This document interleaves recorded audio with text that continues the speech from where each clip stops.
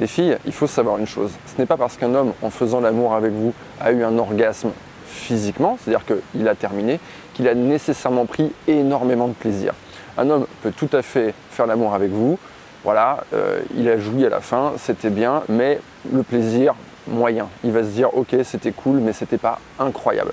Il faut bien comprendre qu'il y a vraiment deux notions parce qu'il y a beaucoup de femmes qui pensent que les hommes c'est vraiment mécanique, tac, s'il a son orgasme, il est super heureux. Eh bien en fait pas forcément. Le plaisir quand vous faites l'amour avec un homme, eh bien ça vient d'une multitude de choses. Et justement, ce sont des choses sur lesquelles vous avez la main. Jouir, c'est binaire, c'est non, c'est oui. Prendre du plaisir, c'est graduel. Dans cette vidéo, je vais partager 2 conseils que les hommes ne vous donneront jamais, mais qui va énormément influencer le plaisir qu'ils vont prendre en faisant l'amour avec vous. Mon premier conseil, ça va être de mettre cet homme en position de spectateur. Vous avez envie de le faire quitter sa position d'acteur où il imagine un truc, il a un truc en tête, où il a une habitude et il va la provoquer. Et vous voulez le mettre dans une expérience vraiment de spectateur où il est au centre de l'action, au centre de la scène, au centre de l'acte, mais c'est véritablement une expérience immersive. Il ne sait pas encore ce qui va lui arriver, il sait qu'il va avoir du plaisir, mais il ne sait pas d'où ça va venir et comment ça va venir. Il faut bien comprendre que ces 2 positions, elles sont différentes. Bien sûr, les hommes, quand ils font l'amour avec vous, ils vont aimer faire certaines choses, ils vont aimer prendre la main à un moment donné et décider de ce qui va se passer. Mais globalement, il y a énormément de plaisir aussi à recevoir quand on est en position de spectateur. Si je devais vous donner un exemple pour comparer quel est le plaisir et l'excitation qu'un homme peut ressentir quand il est spectateur, je dirais que c'est comme quand vous allez dans un parc d'attractions. Vous allez dans une attraction que vous n'avez encore jamais fait, vous êtes assis dans votre siège, dans le wagonnet, vous savez qu'il va se passer un truc, mais vous ne savez pas encore quoi, et vous sentez que ça va être waouh. C'est exactement ça en fait qu'un homme va ressentir. Quand il est en position d'acteur, c'est pas du tout la même chose. Il a un truc en tête, il va le réaliser, il est plus dans un mode performance. Il n'est pas en train de recevoir, il est plutôt en train d'exécuter. L'important, c'est que vous ayez bien compris l'essence de ce conseil pour ensuite pouvoir se l'approprier et l'appliquer à votre manière, selon votre personnalité, selon votre façon de faire l'amour, selon ce que vous aimez. Mais je vais quand même, bien sûr, vous donner un exemple concret. Imaginez, vous êtes au début de l'acte, vous êtes en train de faire des préliminaires et le conseil, il va commencer comme ça. Vous allez poser votre doigt sur son torse et vous allez lui dire « stop ». C'est là que les choses, elles commencent. À partir du moment où vous avez dit « stop », vous avez donné un ordre, vous avez interrompu ce qui est en train de se passer. Là, le mec ne sait pas ce qui va se passer derrière. Ah, stop, ok, on est en train de changer, c'est plus ce que j'avais dans ma tête, il va se passer un truc, mais je ne sais pas quoi. Donc, imaginons qu'il est assis, vous lui dites comme ça, stop, et ensuite, vous allez faire quelque chose qu'il n'a pas pu anticiper et vous allez faire quelque chose qui va lui provoquer du plaisir. Donc, je vous donne un exemple lambda. D'ailleurs, je vous invite à commenter, vous pouvez dire en dessous de cette vidéo des choses que vous pourriez faire ou que vous avez faites et qui ont marché pour vous.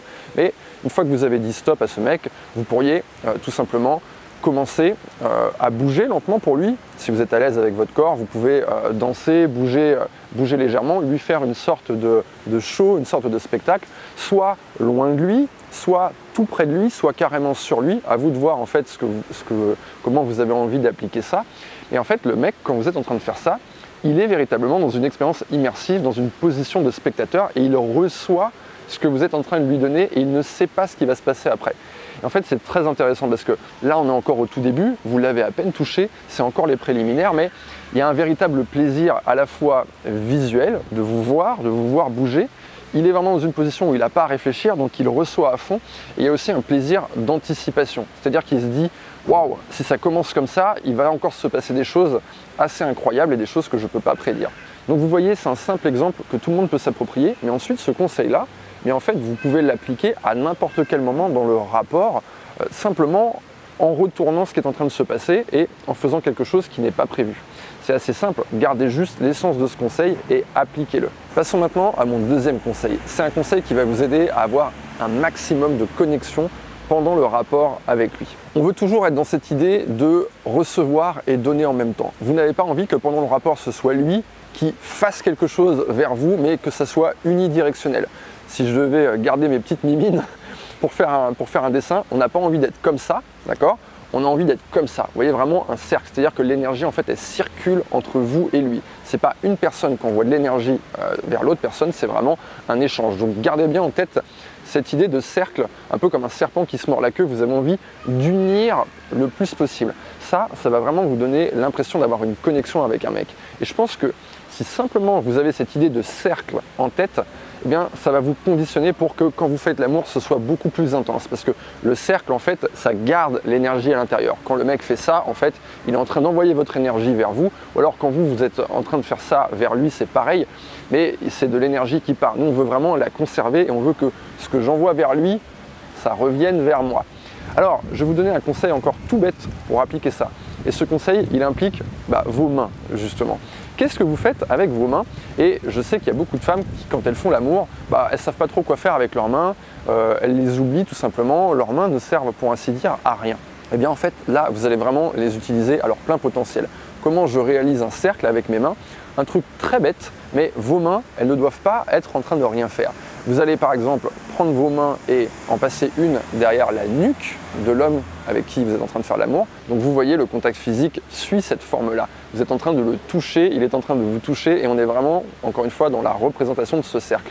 Donc vous pouvez mettre votre main derrière sa nuque. C'est une zone qui est érogène chez les hommes, donc c'est quelque chose de très intéressant et ça crée de l'intensité. Et en plus, ça va vous aider à vous connecter de façon visuelle. Deuxième chose que vous pouvez faire, vous pouvez avec vos deux mains attraper ses hanches. Donc ça c'est quelque chose de très appréciable pour un homme, ou carrément, si vous avez les bras assez longs, attraper directement ses fesses. Parce que, encore une fois, c'est une zone érogène chez les hommes et c'est tout à fait appréciable. Et je pense que généralement, les hommes n'ont pas trop l'habitude qu'une femme fasse ça. Enfin, une dernière chose que vous pouvez faire avec vos mains, si la position le permet et que vous êtes assez flexible, vous pouvez avec une main attraper ses castagnettes. Et encore une fois, on est dans un contact physique en fait qui va être un peu plus intense que si c'est simplement lui qui est en train d'avoir du contact physique avec vous. Ce qu'il est important de comprendre avec cette vidéo, au-delà des conseils, c'est que chaque homme dans sa vie a eu une femme qu'il place au-dessus de toutes les autres avec qui l'expérience au lit était purement incroyable. Est-ce que cette femme était la plus belle? Non, pas forcément. Est-ce que cette femme était la mieux gaulée? Pas forcément. Est-ce qu'il était nécessairement tout de suite intéressé par cette femme? Pas forcément. C'est juste le degré de connexion, d'entente qu'ils ont eu sexuellement. Et c'est une chose sur laquelle n'importe quelle femme peut travailler. Ça implique de véritablement comprendre les hommes et d'être capable en fait de se mettre à la place d'un mec durant le rapport.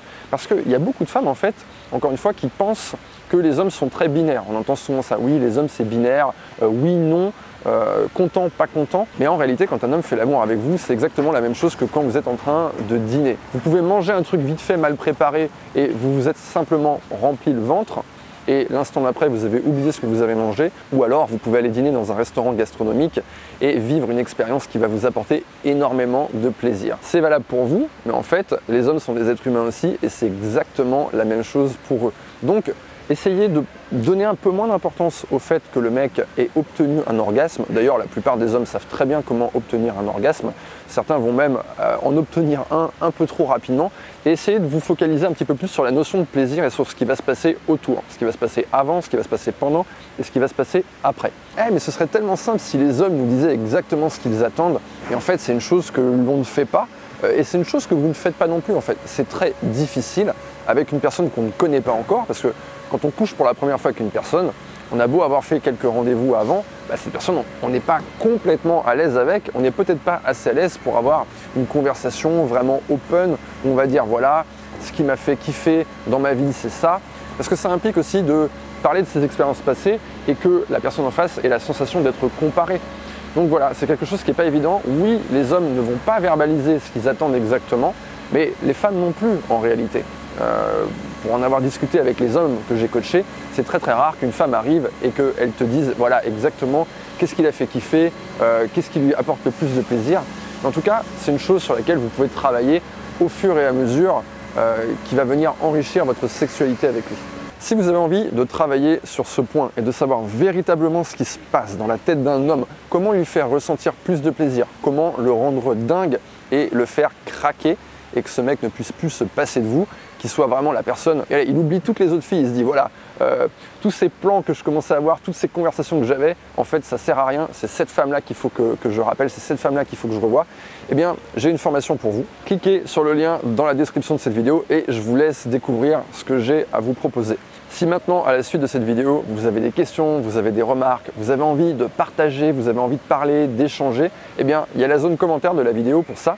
Je ne vais pas répondre à tous les commentaires, mais sachez que je regarde toujours ce qui se dit, ce qui s'échange. Comme ça me permet de préparer mes prochaines vidéos. Si vous avez apprécié cette vidéo, je vous invite à me laisser un pouce vers le haut et à vous abonner à ma chaîne. Je m'appelle Yann, vous êtes sur l'Homme Expliqué et je vous dis à très bientôt.